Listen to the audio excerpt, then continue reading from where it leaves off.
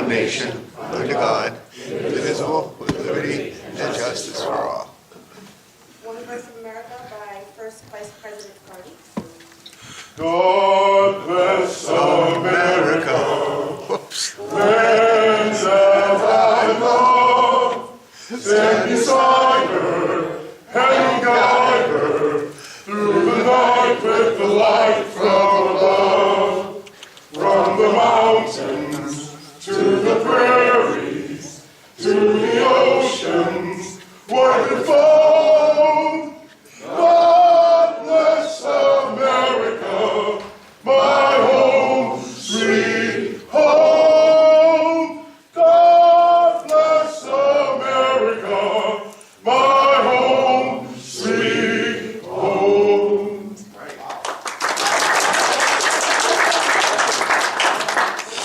Invocation by past President Murray.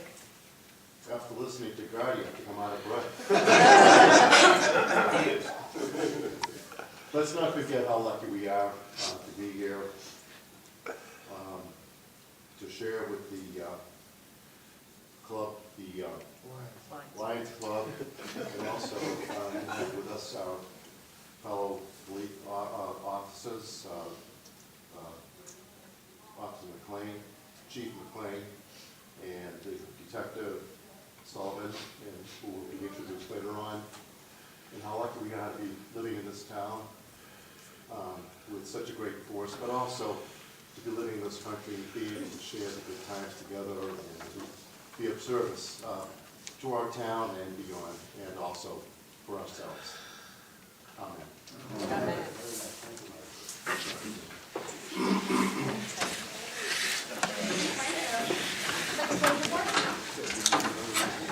Secretary's report. It's so nice to have Janet and the rest of the Lions Club here with us today. We're not going to do individual introductions of all the Lions because it would be too embarrassing to acknowledge the fact that there are more Lions here today. But I am very pleased with the 13 Rotarians who showed up today for our meeting. It's always nice to have a nice crowd here. And while we're not doing individual introductions of everybody, we do have a couple of guests that we are going to introduce individually. President or Vice President Gardy, you have a very special guest at your table. Please introduce her. This is my wonderful daughter, Amelie.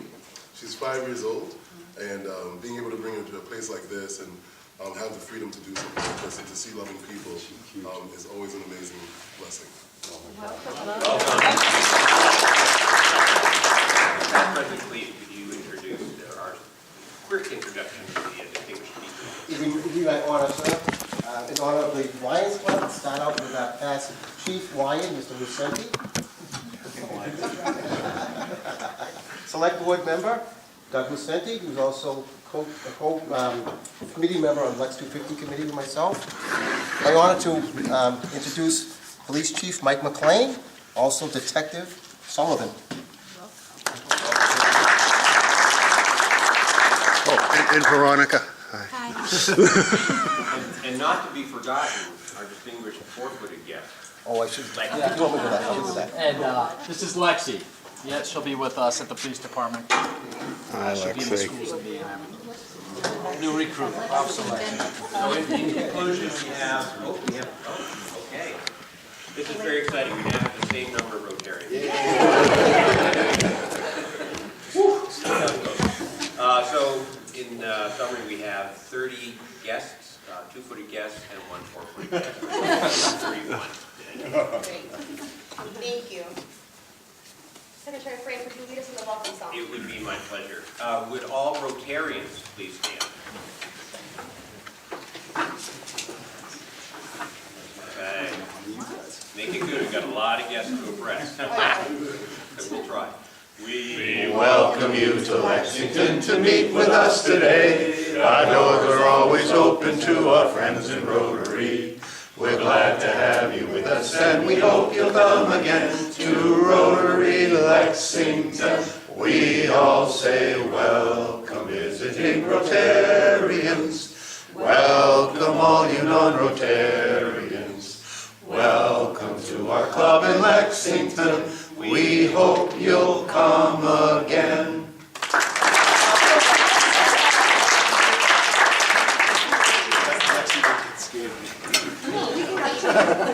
I'll open up the floor to fines and happy dollars. Acting President Ramirez, I have 20 happy dollars for such a great gathering today. I also have fines for 2 late Rotarians. All the Lions Club members were here on time. Early. Past President Spencer, past President Laurie, $5 each, please. That's a big fine for the Lions.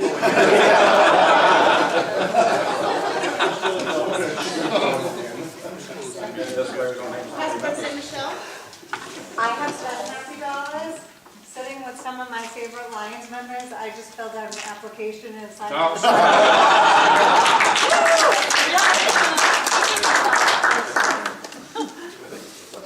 Yeah, let's find it.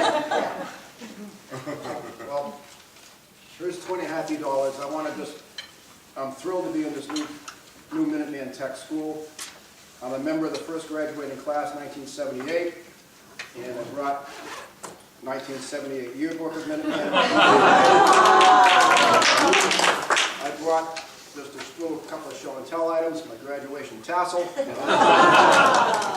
and the graduation program that has all of us.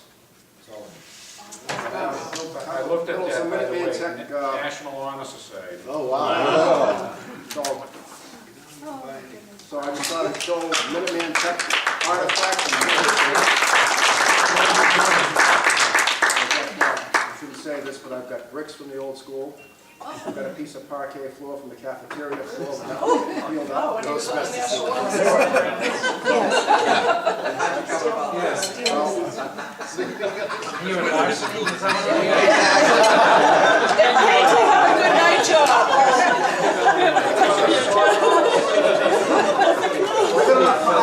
I can put the old school back together. That's a good thing you came to. Good thing you retired, should have retired with discipline. Yeah, exactly. Anybody else? I got $20 for my nephew. He's a lieutenant, soon to be captain in the Mass National Guard. They had his deployment party for them yesterday. They're officially being deployed to Iraq on Tuesday for a year. So, hopefully. I have 20 happy dollars. 3 reasons. 1, I'm happy to be here with my Rotarian friends. 2, my daughter Ella left for her 2nd semester of Item 3, my daughter Maddie left last night for her 1st semester of kindergarten. Happy to be, you miss them for like 10 minutes. Did you notice how quiet the house got? I have 20 happy dollars just because I have such a wonderful Rotary and Lions joint meeting. And, oh, I just have to collect $5. No, I gave it to you with my money. He gave it to me again, too. I gave you a 10 and a 5. Never mind. Ellen, you can't let your mouth. Thank you. Anybody else? Past President, please. President Ramirez, I'll start out with a fine. Gary did such a great job in his rendition, as always, and 2 Rotarians, 2 past presidents were kind of giggling in admiration of your performance, myself and Veronica, so I'm fining myself for that. With the honor of sitting with Douglas Senti, we served together on the Lex 250 Commission. We're very busy with that. Doug joined us as a representative of the Select Board and helping us out and with his leadership, so we're very happy to have you on board. And it's my honor, as always, to recognize our Chief of Police, somebody who's very progressive in the things he does to our community. Not only what you will see today, but things he does day in and day out, the promotions that he's had on his police department, on our police department, and also his selection of a great officer here in his future position and current position, and also for Lexi.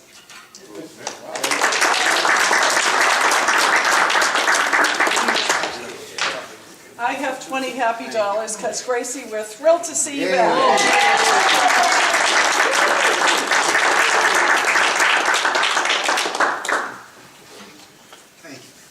Anybody else? All right. Thank you, everybody. Well, I'd like to formally welcome the Lions Club for our annual joint meeting. And I'd like to open up the floor to King Lion Janet to say a couple words.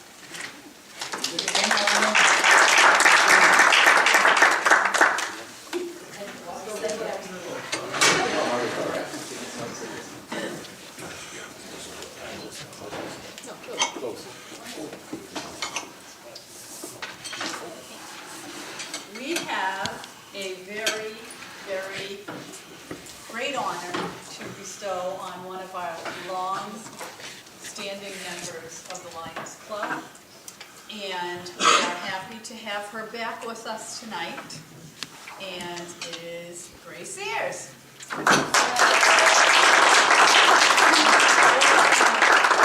Welcome back.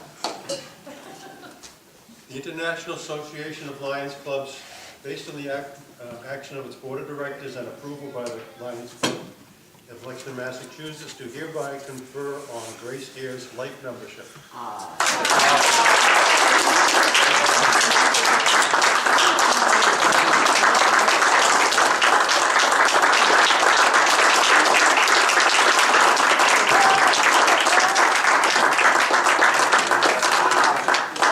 Janet, Bill, Grace, can I have you say, this way you'll have a picture.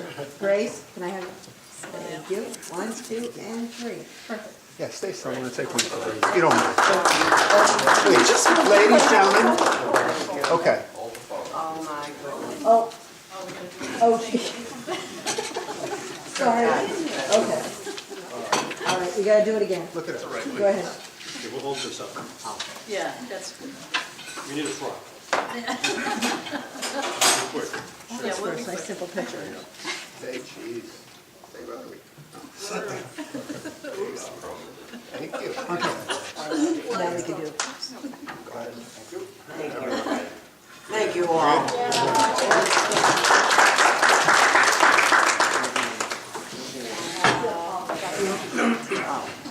Big deal. Nicely. And I just have one more announcement. Of course, Ken. So this is for the Lions Club members. We have a zone meeting coming up. It's going to be on February 28th. It's going to be at the Lexington Golf Club. We are hosting for Zone 6 members. It's Woburns Club, Acton, Concord, us. So we want to have a nice showing like we do today. And that's in place of the meeting that would have been on the 27th. It is a Wednesday night. And so we had to switch it so that everybody could make it. So Wednesday the 28th at the Lexington Country Club, save the date, and you can take off the date of the 27th for a meeting. So that's it.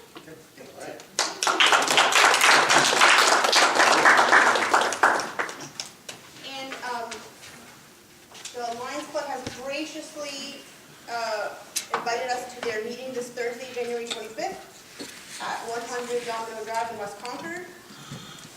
It's an office building. Concord Rotary. I was going to say. It's almost the same. Sorry, I'm new at this guy's first meeting. The Concord Club has invited us to their meeting at this noon, Thursday, January 25th at 100 Domino Drive in West Concord. Rosario Rizzo, former Hanscom soldier and Rotarian, will talk about his experiences and updates on the current project, and it's $10 for a nice pizza lunch. For Rotarians, we are going to, in order to promote more inclusivity and gain prospective members, we are going to trial foregoing the $20 guest lunch fees for the rest of the Rotary year until July. So feel welcome to invite friends, your family, coworkers to our meetings. Also, February 5th is our club assembly, and it's a mandatory for all members. So we ask that everyone block that off in your calendars and make every effort to be there. Past President Spencer. you like to talk about Hanscom Air Base? Yeah, so partner with the Concord Rotary Club, we're doing gift baskets for military members who are serving overseas from Hanscom Air Force Base. So we've been collecting donations. We have a lot of people who have graciously donated items like books, playing cards. I think we do have some toothpaste, hand sanitizer, beef jerky, items like that, and we'll be packing them up this Friday. There's about 12, 14 of us that will be doing the pack out actually on Friday. Still have time to collect items, so if you have items to donate, I'm here obviously today. You can get them in my car if you have them with you. Otherwise, you can bring them by my office, 35 Bedford Street, Suite 15, and drop them off at any point. Or if you just want to do a cash donation, Lori has graciously volunteered to kind of take the pooled cash and go shopping with her employee discount to try and get some items that we might be missing.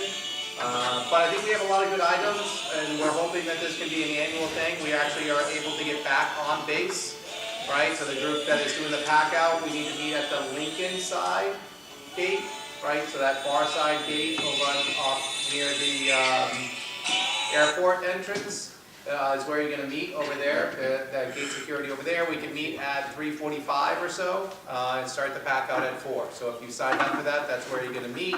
And again, if you haven't donated and want to, you can still tell Dan that he will bill you, and then we'll use that money to make some other collections along the way. So excited about doing this. Hopefully we can redo this. For those who've been Rotarian for a long period of time, this used to be a big event that we used to do every year. And we would have hundreds of boxes back in the day for the military members. The base has gotten smaller, we've gotten smaller, but there's 55 members of our community presently serving overseas, and we're going to send them a nice little gift basket for kind of like a Valentine's Day theme. So they'll have some fun goodies while they're serving overseas. Anybody have any questions? All right, thanks. All right. Thank you.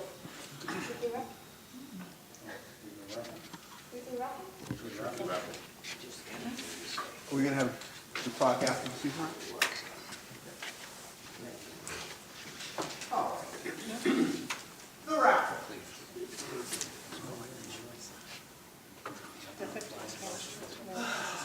Blue tickets, please. We have special prizes. Items were given by Arlex, Murphy Group, John O'Donnell, Lexington Rotary, Lexington Public Schools, and Udo Place. All right, blue tickets. First ticket.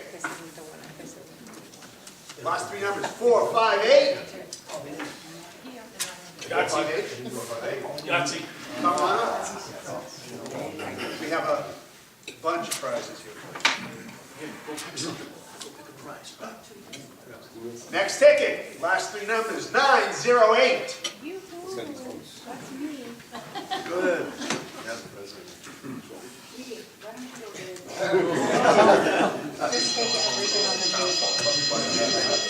All right, next ticket, 878. 878.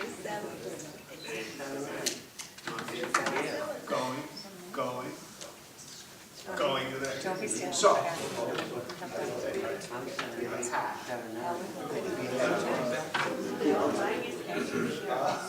I'm 877. And a couple of ads.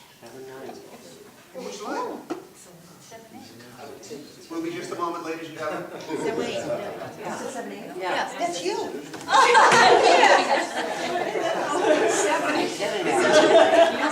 It's never too late.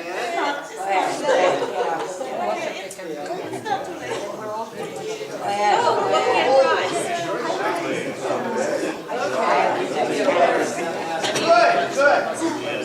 Come on.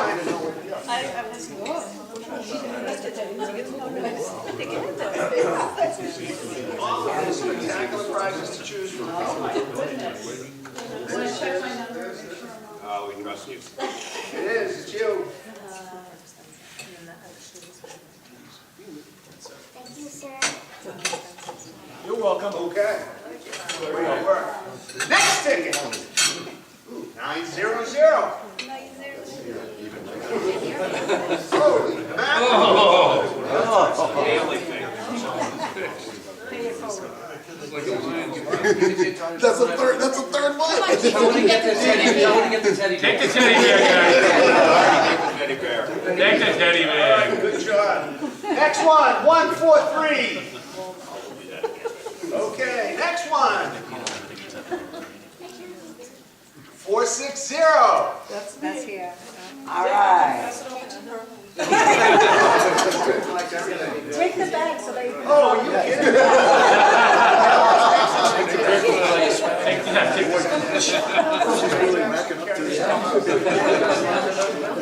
Next number, 876. Damn. 876. Still some great prizes up there. Is there a bag for all her goodies? So you got your charcuterie board, your Timothy keeper, your bag, soil. Yeah. Oh, this looks really neat. It is really. Okay. All right. Thank you. You're welcome. Next number, 2 prizes, only 2 prizes left. 903. It's a 903.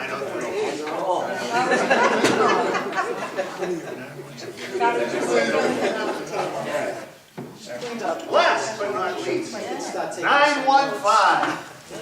Oh, here we go.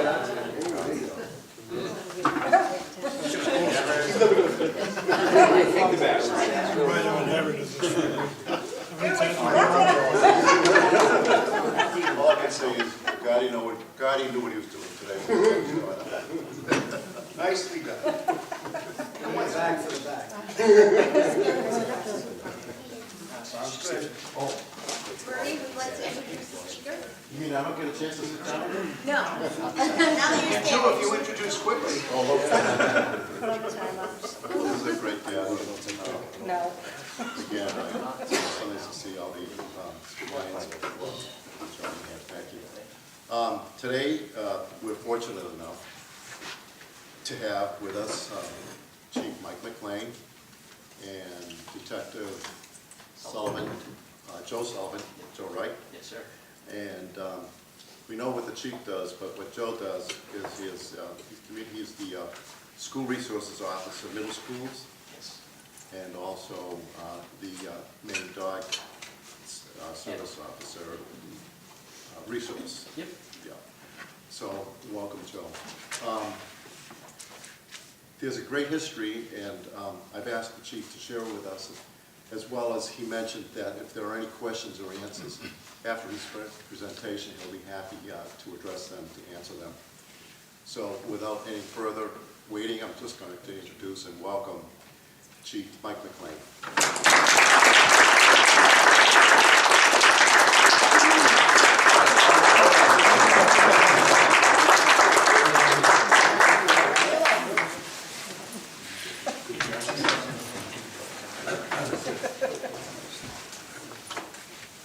So I had to switch from my viewing glasses to my reading glasses. The sad state of affairs in my vision right now. Aging So- process. Yes, it is. We're getting there. So I just want to thank everybody today. I'm lucky enough, this is my second time speaking before Rotarians, and I just want to let you know, and obviously with all the Lions Club we've been here before, they were also nice enough to let me come up to talk about the departments, the community, and how we're interacting every day. So this is just something that really means a lot to me, because one of the big things is I've taken over now, it's coming up on 2 years, I can't believe it, at the end of the month, and with a year interim, that the Lexington Police Department really has always been a place that really has some good programs, some good community interaction, but one thing we never really did a good job about is just like letting people know what we do. So really just trying to get out in the community interaction and being with groups like yours, which really interact with the community and really try to help. And that's, like I said this the last time, I hate to draw and repeat myself, but just the service over self motto that the club has is really just something that speaks volumes about not only what you do, but really what the community of Lexington are all about. It's a highly interactive community, and there's a lot of opinions out there, I can tell you, and a lot of our residents are not afraid to share their opinions with me, which is, it really is a good thing. Sometimes it's a challenging thing, I'm not gonna lie to you, but it really is good. So thank you to come back, and I look forward to again, I'll try not to ramble too much so you can speak with Officer Sullivan, who's really just a huge asset to both the department and the community. So if you'll indulge me a little bit, instead of just jumping right into the Comfort Dog program, actually technically Community Resource Dog, Comfort Dog sounds a little bit better, but I really want to talk about some of the programs that expanded upon or enacted on mental health in the last year, because this is really a mental health component to what we provide for services. And if you ask me, in my opinion, as far as police work goes and public safety right now, I think the biggest challenges that we do have as a department are dealing with mental health issues. And I get, speak for the fire department as well. A lot of their calls are going to mental health, and it requires collaboration between the two departments to make sure that we're giving these members the community service that they need. So I'm just going to speak to a couple of things that we're doing. I think I mentioned before, but all of our officers are now CIT trained, which is crisis intervention training. Before, what each member of our department do, we do 8 hours of mental health first aid, we call. And let's face it, nobody's learning anything in 8 hours. So really, this is a more intensive program of understanding mental health issues that are out there in all the communities. And not only that, but strategies, skills, and training methods for our officers to be able to successfully talk with these members of our community who need help, and making sure that they do get the help that they need. So everybody goes in there for 40 hours a week, which, and again, I'd like to thank Doug Lucente, who's a member of the, obviously the select board a couple of years ago. They upped our budget significantly to make sure that we could do this kind of training, as well as our fair and impartial policing and DEI training, which is very important as well. So having that extra money, because even though we're a department of 50 officers, sworn officers, it does take somebody out of work for a week to send them to training. Not only we have to pay for the training, but we also have to pay for the overtime and back pay. Having those extra funds really shows how committed the town and our leaders are to this, so I applaud them for that.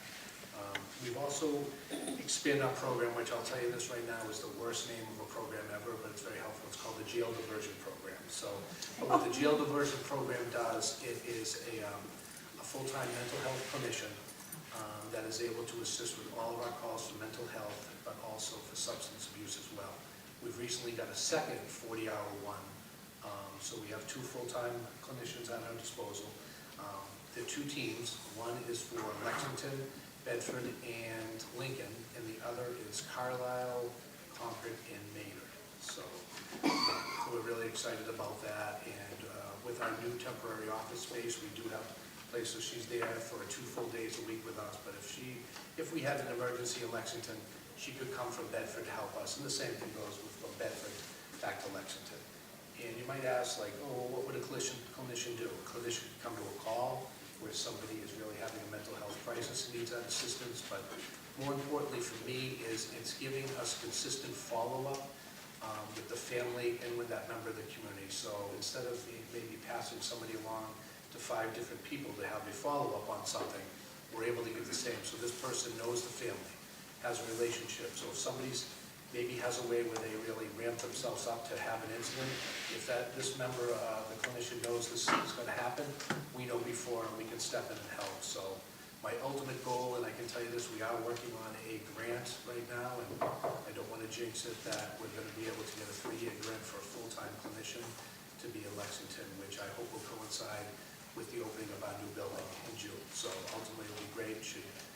He or she would be housed in Lexington and really be embedded in the police department and, form good working partners and relationships with the officers who are on the street, the detective, and our other civilian advocates. So I'll let you know. And roughly, so everyone knows, we probably deal with between 400 and 500 mental health calls a year. And that's strictly just coming in as a mental health call. And I can't tell you how many number of calls of the other approximately 14,500 that we go to that probably have some form of mental health related, but maybe it's not the main of the call. So having somebody that can be dedicated to assisting and providing follow-up is really great. So another thing that we have also is we have a new program called the Safe Watch program. And what that does, it's a voluntary program that can either be done online, in person, or with one of our detectives, where if you have anyone from home who maybe has some special needs or a special response, you're able to fill out a form which gives us all the information. Maybe we'll have the person's diagnosis in it, Maybe you'll have, like, if you interact with my son, daughter, mother, family member, the following are the best ways to do it. So we're able to take that information, put it into our CAD system, which is our computer aided dispatch, and what that's going to do is now, for lack of a better word, give us instructions. So if we go to 10 Main Street, or if we go to Mike McLean's house, either one of those gets put into our computer, it comes up, when you're there, here's a flag thing, do A, B, C, and D, call this person, call that person. So it really is just a great opportunity just to be able to make sure when we go in there, try not to cause any harm and make sure that we're doing things in the best interest of that person. So that's been in for a few months, and it's been pretty popular, and it's an upgrade of something that we used to do, but it's completely voluntary, and it's also,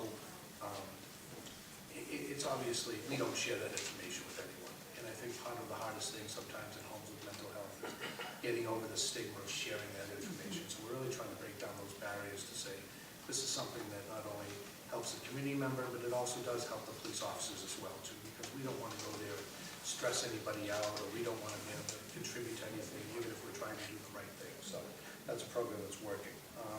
And the town takes really a full approach, because there is a team that's called the Community Crisis Intervention Team. They meet once a month, and what it is, it's members of the fire department, the police department, human services, and other groups. So in the course of our duties, if the fire department goes to a call and they see somebody, this person could really use some services, or a watchful eye by other departments, they talk about these people, and again, we make sure that they are getting the right things they do. So it's not just the police department, it's not just the fire department, it's not, everybody's got to work together to make sure that it's being addressed, and we're trying the best we can.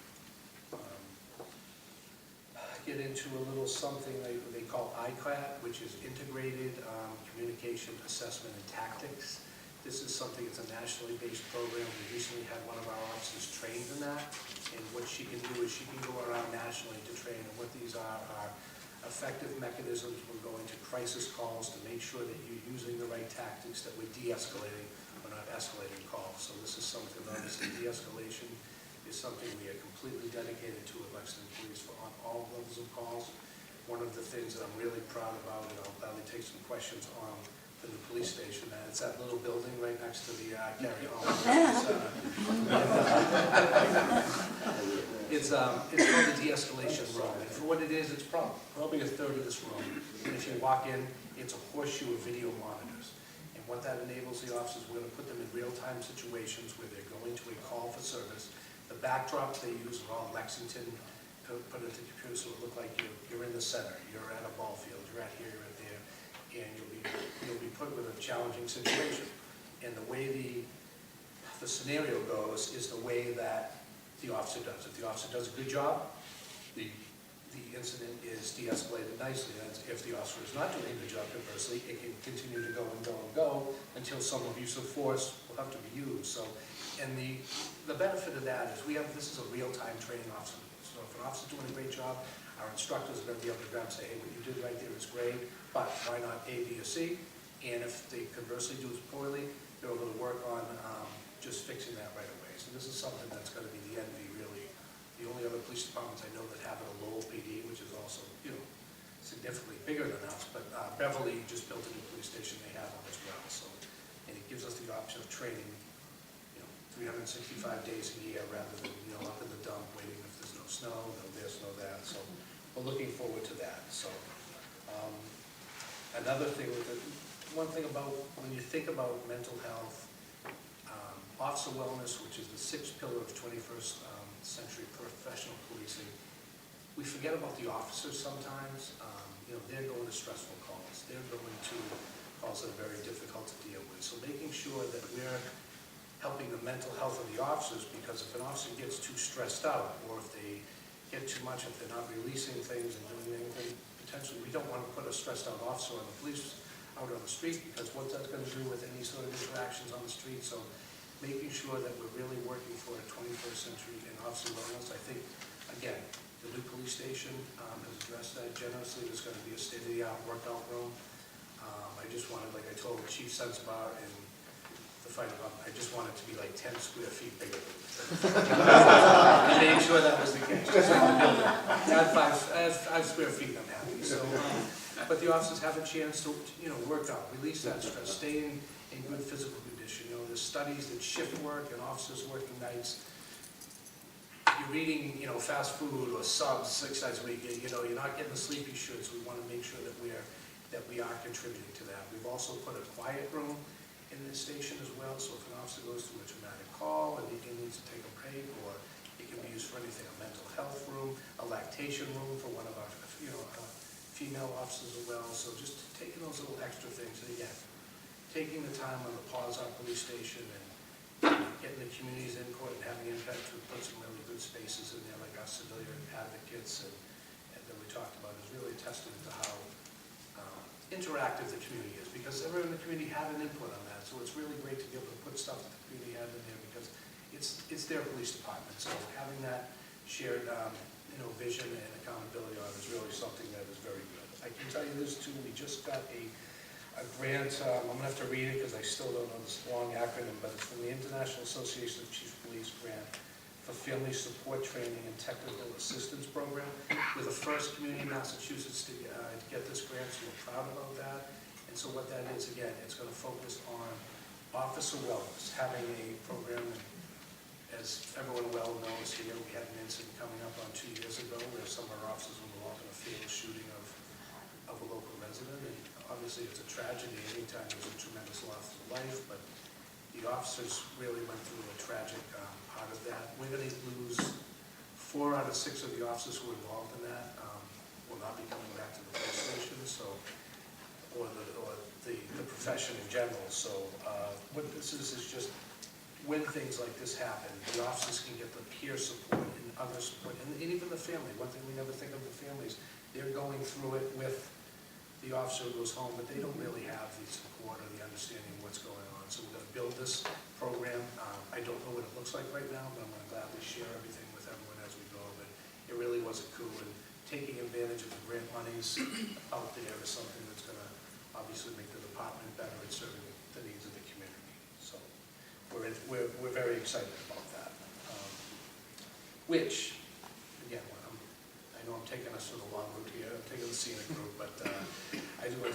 So putting those all things together and staying on the officer wellness and the wellness of the community, I'm really excited about this community resource dog. I'm just going to say Comfort Dog for the rest of the time if that works for you. I think it's a friendlier name, but I think it's a no-brainer. But I know we know this never could have happened without Representative Michelle Socolo, and of course, you know, I'm always thinking the day behind. I saw her last night at a celebration at the high school, and I'm like, oh, why didn't I reach out and say you should come today? Just because, you know, but again, we'll make sure she's going to involve. There's going to be bigger, like, introductions to the public, but long story short, Michelle Socolo got a $75,000 earmark fund from the Emergency Office of Public Safety, specifically to have unarmed responses to mental health crisis. And always thankful for money, and it was something like to be used over 2 years. And of course, the amount of money there wasn't nearly enough to like hire a full-time clinician or anything like that. And so we got a little bit, we did some brainstorming, and we thought outside the box. And I went and said, hey, well, what do we think about a Comfort Dog and maybe making this work? So I reached in, I called it. Of course, they said, no, that doesn't work. I said, okay, well, good try. 2 days later, I get a call back saying, no, it does work. Why don't you run with it? So again, support of the town manager. I got to give support. Carolyn Kosnoff is the financial officer in Lexington. She did a great job of doing some last-second things. But we're able to take that money that Michelle got for us, and we're able to not only purchase the dog, 12 weeks of training, 3 weeks of training with Joe, and we also got a new hybrid Ford Explorer, fully outfitted, including the kennel in the back that has, you know, make sure it's air conditioned, heat, and everything else. So, which is, again, it's another asset piece for the department and for the town as well. So it really, really, really worked out well. So I can't say enough to Michelle. And again, we'll do some more formal introductions. But those of anyone who knows her or has some interest, I think an email would be nice for her to say really what a great program this is. Because here's what we envision. And I'm going to do a general overview, and I'll let Joe get into what the training's about. But here's the big thing with obviously, in addition to being a huge community engagement, as you see every time we bring the dog in the room, it's she's the biggest rock star in the room as far as she gets in. And believe me, that's at the station too. So first and foremost, though, we see that we do go to numerous calls where there's traumatic, there's victims, there's witnesses, there's officers involved in traumatic experience or calls. And sometimes you just need someone there to make somebody to feel better and just to feel more comfortable. And the more they're around the dogs, there's studies out there that show that the dogs, people become more comfortable, they become more open, they want to cooperate more, they want to, they want to collaborate. And even there's, there's obviously not a doctor, but there's some medical things that certain chemicals are released that make people a lot better. So just to be able to break down sometime that barrier if the police department go and people don't trust police or they don't do this, like having the dog there is showing it's going to help. So we envision that completely being there. And even after the fact, talking about stressful calls that officers go on, just having the dog around the station. I've already noticed in a short couple of weeks that, they see the dog, people are putting smiles on their face, they're patting the dog, they want to be part of the dog. And that's sometimes it's good to have on the PD as well. So the way we envision it is, I'm sure you all know Christina Hankin, she's a school resource officer at the high school, and in fairness to her, there's about over 6,800 students in the Lexington school system. She's our only school resource officer. I mean, so that number is just completely unbearable. It's just so hard to work with. So what we did is we took a member of a position from patrol, and now, which is Joe's position now, and but it's going to be he's going to be the middle school resource officer, so he'll be in charge of the 2 middle school schools, and he'll obviously collaborate with Christina for any assistant they might need with each other, and they'll both work together to get into the elementary schools as well. But so that's going to be the thing. So I envision Joe bringing that dog into the schools every day. Both of the principals are okay with that. We want to make sure, I can see us going down to the town office building, so these other municipal departments, so meet and greet and everything. So it's good for them to have a good relationship with the police department too, and know who to call. And Joe was selected. I don't want to pump him up too much, but it was a pretty big process. We had someone from the Clark Middle School come and sit in on the interviews, and Joe's been somebody whose community engagement has been through the roof since he's been there. He's a CPR trainer, state certified, but he also, I'm proud to say, we started a new Rad Kids program this summer, and we did our first camp, which was a couple weeks, and had a huge attendance. And Joe, he was one of the first ones to volunteer, so he gets what it takes to get out there and be he's got to be a salesman for the department, and he's got to get out there, and I know he's going to do it. So, but then again, I don't want to get too into the program, I don't think anything he can say, but in closing, I do really appreciate you having me here and just being able to find avenues to get into the community, to find out what does the community want, what does it mean for their police department. So this is a group that's always been very welcoming to us, and just make sure, I wanted to be away though. It's great to hear good news, and I love it, but if you find something that you think the police department would be doing, if somebody has a bad interaction with it, these are the ones I want to know, because we're always striving to get better, and I think this is a good step in doing that. So if there's anything, any questions anyone has for me personally, I can do it. If you want to wait till the end after Joe talk, whatever you feel. I know people probably don't want to hear from you. I get it. If you ever need a Wood Explorer, Dan's got one, I'll loan it to you. Low miles? I'm happy to say all of our line cars right now and the majority of our non-line are all hybrid vehicles. So, there is movement in time. We have the green fleet policy. We'll be working to having, at some point, I can see us going to all electric vehicles. I just don't want to be the first department to do that, only because we don't know how they interact, especially when we got there in the New England weather and things like that. So we do have one. We have one on the way, but so we'll probably be getting one to feather into the line. When I say line, the cruisers are around 24/7, just because we got to see how they act out there right now. And the new station is going to have charging stations in it as well too. So we're on our way, and it's not fast enough for some. We're looking at all the options we can. But I'd like for somebody else to be the guinea pig and get all the bugs out first. We can take it and be successful. Okay. Anything on it? So without without delay. So Joe, he started in 2019. He went to the Haverhill Police Academy, and since that time, he's been an evening shift patrol officer. And like I said, he's always volunteered for numerous community-based programs in the department. He went through a very rigorous interview process, and I will say he separated himself not only by his great answers, but he was the only candidate who did a year plan on what he wanted to accomplish with the dog and everything else, and he's definitely somebody who's dedicated, and he's got strong Lexington ties as well.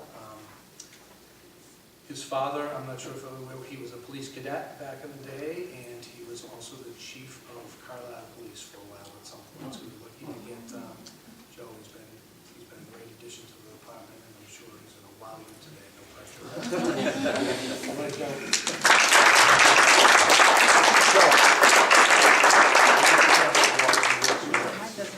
Come on, let's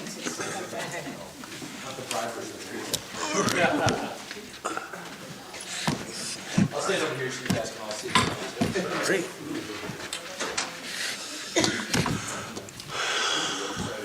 Yeah, no, she thinks she's going outside. It's gonna be hard following the chief, such a good speaker. But like you said, I'm Detective Joe Sullivan. I just got this new position with the community resource dog, and I'll be the middle school SRO. A little bit about myself. I'm a graduate from the Westfield State University. I graduated in criminal justice there. I went to the Police Academy in Haverhill, graduated 2019, and joined the Lexington Police in 2020. Since then, I've been working nights. It's nice to see the light of day again in my new position. Some vitamin D is always good. So, just a couple months ago, I went through the interview process for this position. Interacting with the community is so important to me, and being an asset to not only to my police department, but also to everybody that we serve. Growing up, I was a school counselor, after-school counselor, summer camp counselor, always worked with kids. So that's always been a passion of mine. Now I'm lucky enough to get this position where I'll be working with kids every day, and I get a four-legged companion, Lexi. She is a 100% American Black Lab, and she has been through 12 weeks of training at the Rhode Island Canine Academy. And through that time, she's done basic obedience, but also she's going to be a dual-purpose tracking dog. So we'll utilize her in situations such as missing juveniles, missing elderly folk, or missing anybody. She will be an excellent tracker and an asset in that way as well.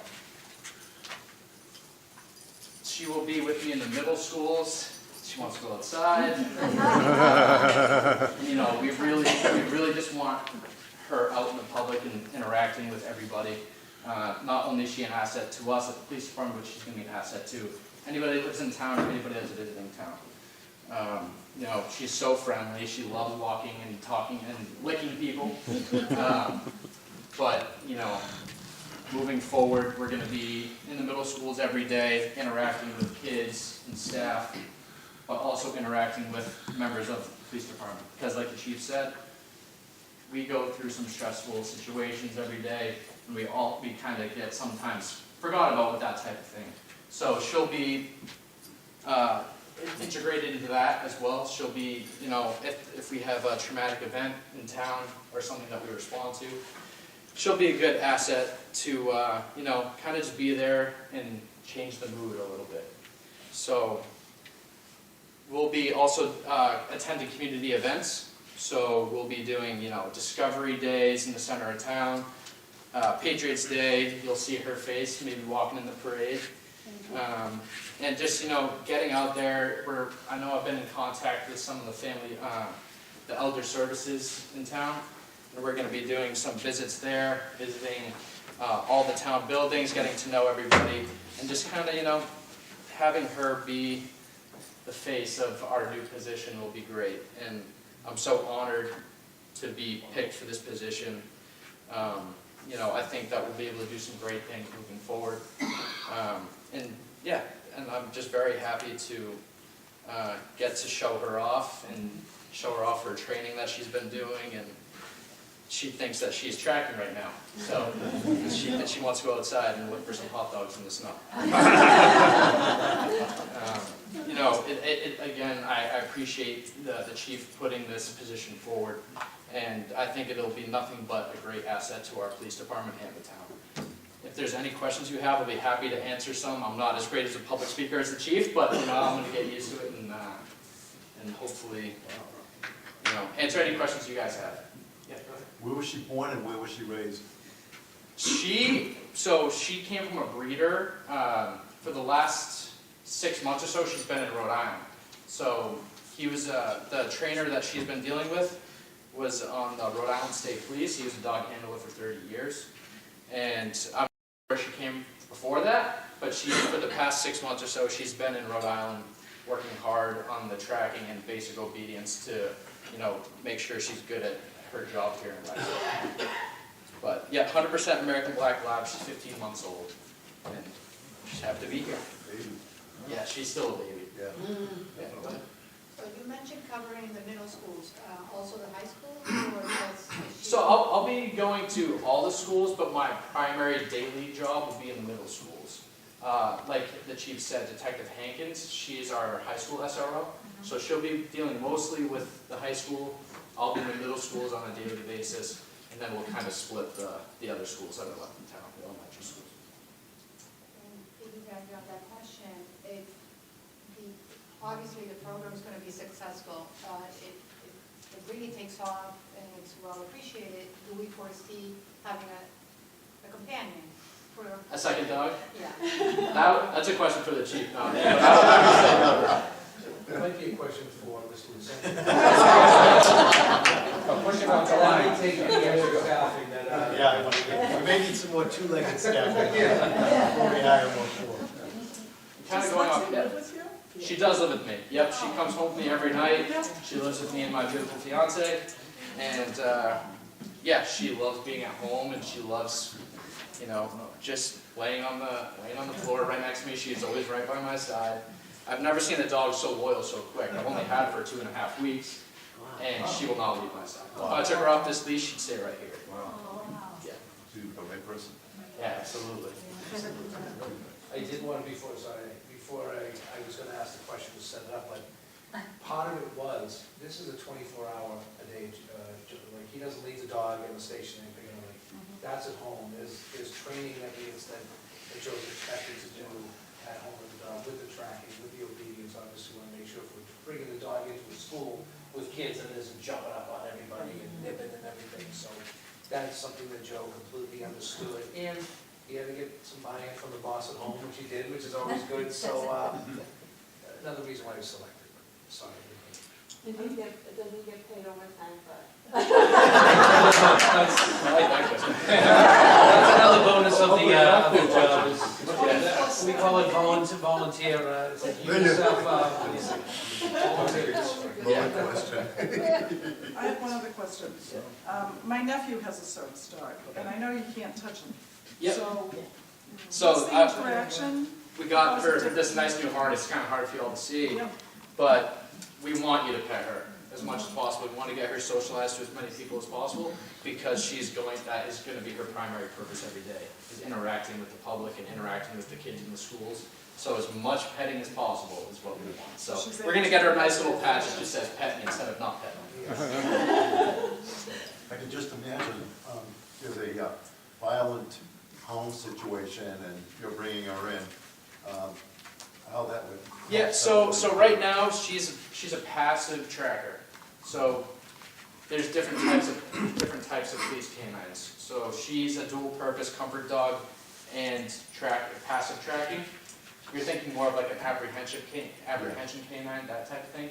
We can utilize her for that, but that's not going to be, because you have to think about officer safety as well. Because if I'm dealing with her and she's tracking, you know, a violent criminal, then we're going to have to make sure we have the right assets with me to deal with that. She's going to be dealing mostly with, you know, missing people and stuff like that. So, people, like the chief said, mental health has been something we've been dealing with a lot on our calls for service. And, you know, Sometimes people walk away from their home, that's their way of coping, but maybe they don't know how to get back home. That's how we're gonna utilize her. She's very good at, picking up that scent, and she's 3 for 3 in her training, so. Why about black labs? Were there specific types of dogs that were being considered? Yeah, I mean, labs are overall a very friendly dog. So I think that I was not the one that chose. Chief might be able to speak to that a little bit more. But you can't go wrong with a black lab for this type. She's their sense of smell is fantastic, which is going to make her great for tracking. But also just their companionship and their love of people will make a great comfort dog. So I think that's kind of the route we went with that. What about drug tracking? How long would it take to train? Yeah, so she's not going to be a drug tracking. She's going to be strictly people. That's a whole nother training program that she'd have to go to. Thank God, John, huh? Yeah, so you guys can all stop sweating. Especially now with all the pills we got.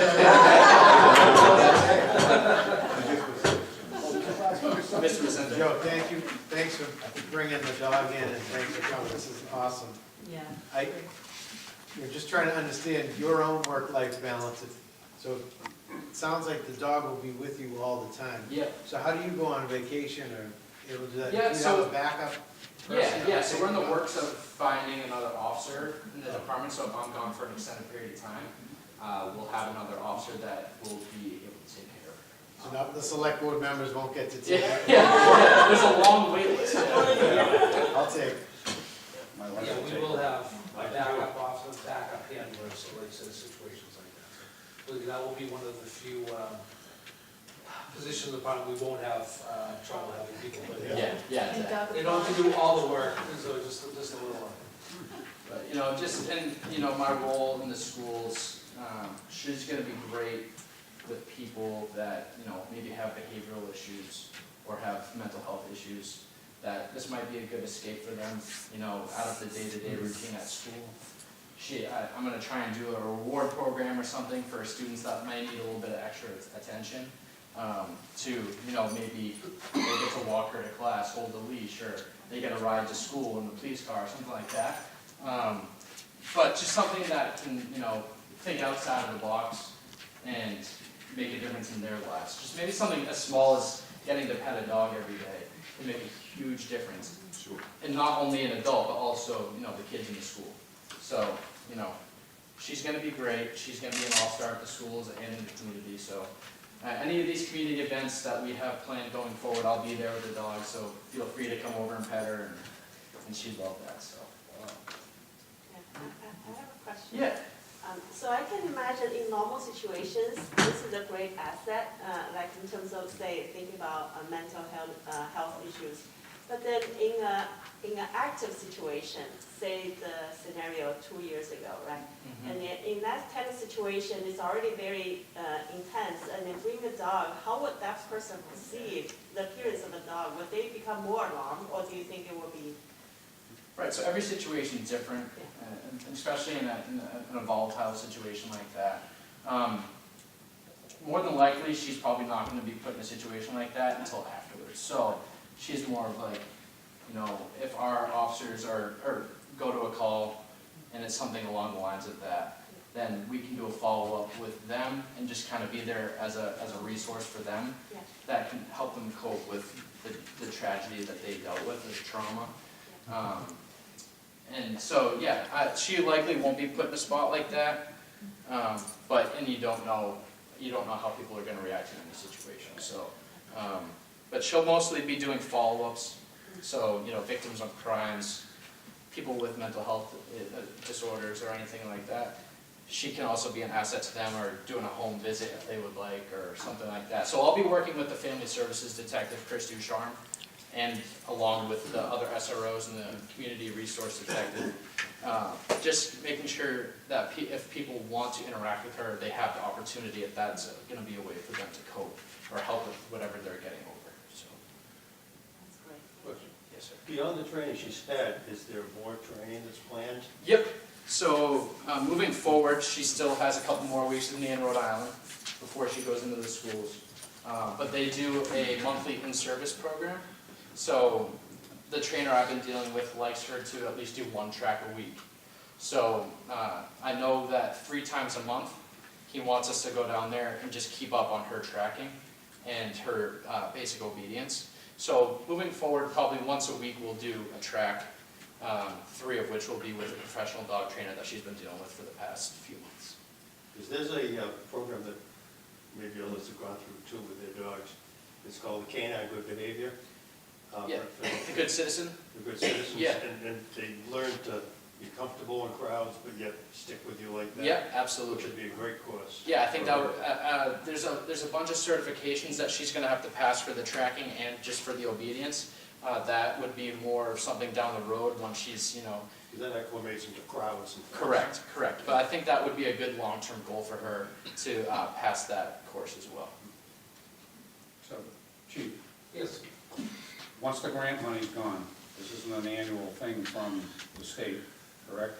So what are we looking at going forward for the cost for the program? We're lucky enough with that earmarked funds, that paid for everything as far as the upfront. I mean, obviously, costs we would have to be concerned about is food. Obviously, we don't expect Joe and his family to buy the food for the dog, any additional gear for the dog, you know, there might be, but also we're trying to make a deal, for lack of better words, with a vet in Lexington, you know, to partner that hopefully they could give us some sort of discounted care, but obviously we want to make sure that the dog is healthy, up to date, with the shots, obviously, going from public dog. So that's the kind of support we'd be looking for from the community, things of that nature. How much does it cost for We don't know yet. Yeah, we're still on our first She's month. small, so we're happy that hopefully not too much. Oh, yeah. So right now, just to go on the training we've been to a little bit, I can only feed her once a day. So they want her to be food motivated for tracking. So for at least this is for her training. Moving forward, I'll probably feed her more than once a day. But right now, she's only eating once a day. That way, she's hungry for tracking, and she'll be very food motivated. So. Right. Well, yeah, you feed her once a day, then in the morning she's hungry, so then she has to work for her food. Gonna get bigger than what she is now? I think she's gonna be a peanut. I think she's 15 months old now. She might fill out a little bit. So, but I don't think she's gonna be getting much bigger than us. Females are a little small. Yeah. And there's English black labs, there's American black labs. The American black labs are a little bit smaller than the English. You see the ones with the big square heads, those are the English black labs. Any other questions?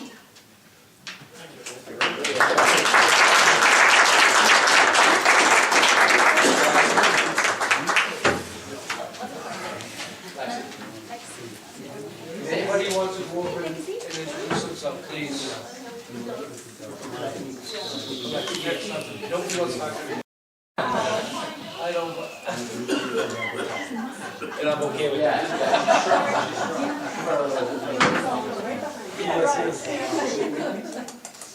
It's like my dog at home, it doesn't listen to me. Yeah. Just the dog? Mike? Just the dog? What's that? Just the dog? No. Yes. Everybody.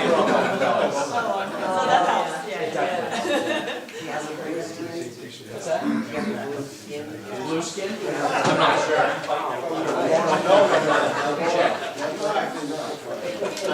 All right, ladies and gentlemen, we're gonna have a 50-50 raffle, which is the, not two ticket.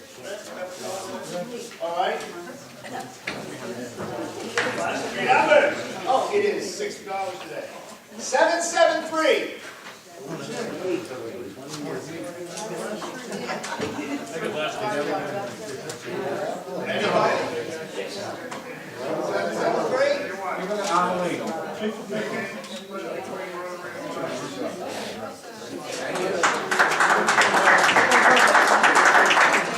Thank you, everybody. Now, before everybody leaves, can everybody get against the wall and Thank